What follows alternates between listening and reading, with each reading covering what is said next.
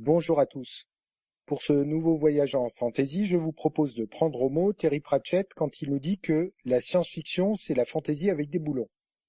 Nous allons ainsi nous inspirer du conte du Petit Poucet et de ses bottes de 7 lieues magiques pour créer une histoire de science-fiction. Souvenez-vous, il était une fois dans une forêt sombre un bûcheron et sa femme. Poussés par la famine, ils décidèrent d'abandonner leurs 7 garçons. En science-fiction, la forêt sombre devient l'espace intersidéral. La maison du bûcheron, une colonie spatiale. Voyons la transcription. Il était une fois, sur la planète Comte de Perrault, une colonie spatiale dont les réserves en eau, en nourriture et en minéraux s'épuisaient dangereusement.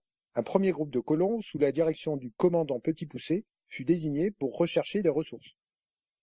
Grâce aux cailloux semés par le Petit Poucet, les enfants retrouvent leur chemin.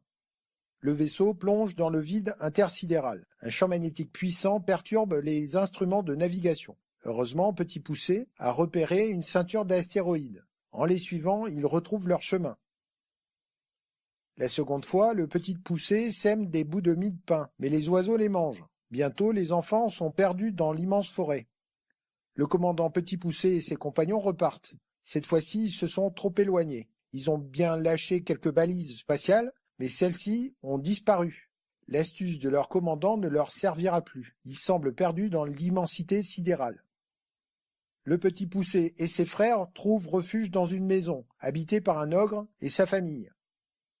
Le vaisseau atterrit sur une planète dirigée par un pirate de l'espace. L'ogre veut les dévorer, mais sa femme l'implore de les épargner jusqu'au lendemain.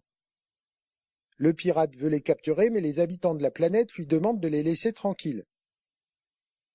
La nuit, le Petit Poucet échange les bonnets de ses frères avec les couronnes des filles de l'ogre. Plus tard, l'ogre se trompe et dévore ses propres filles. Le pirate fait dynamiter leur vaisseau. Fort heureusement, Petit Poucet avait anticipé l'attaque et s'est réfugié avec ses compagnons dans un autre aéronef.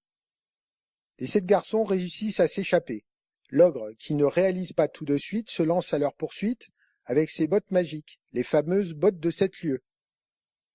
Dès l'explosion, Petit Poucet et ses compagnons s'enfuient.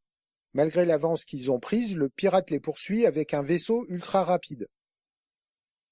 Fatigué, l'ogre s'allonge sur une pierre et s'endort. Petit Poucet et ses frères sont cachés à proximité. Le commandant et ses amis se sont réfugiés sur une autre planète. Quelle n'est pas leur frayeur quand ils voient arriver l'aéronef du pirate. Heureusement, ils se sont bien cachés. Le Petit Poucet prend les bottes de 7 lieues. Nos aventuriers profitent du repos des forbans pour s'emparer du vaisseau ultra rapide. Petit Poucet court à la chaumière de l'ogre et fait main basse sur son trésor. Avec ce moyen de transport ultra rapide, le commandant et ses hommes s'en vont piller la colonie du pirate. Petit Poucet et ses frères retournent chez leurs parents avec le trésor et les bottes de 7 lieues. Le commandant et ses compagnons reviennent en vainqueurs dans leur ancienne colonie. Ils ramènent les ressources qu'ils étaient partis chercher et sont dotés désormais d'un redoutable vaisseau spatial. Tout est bien qui finit bien. Tout est bien qui finit bien. Si cette vidéo vous a plu, mettez un pouce bleu. Pour vous abonner, cliquez sur la chaîne. Pour aller plus loin, vous pouvez tout aussi bien acheter ou commander mon livre dans toutes les bonnes librairies. À bientôt.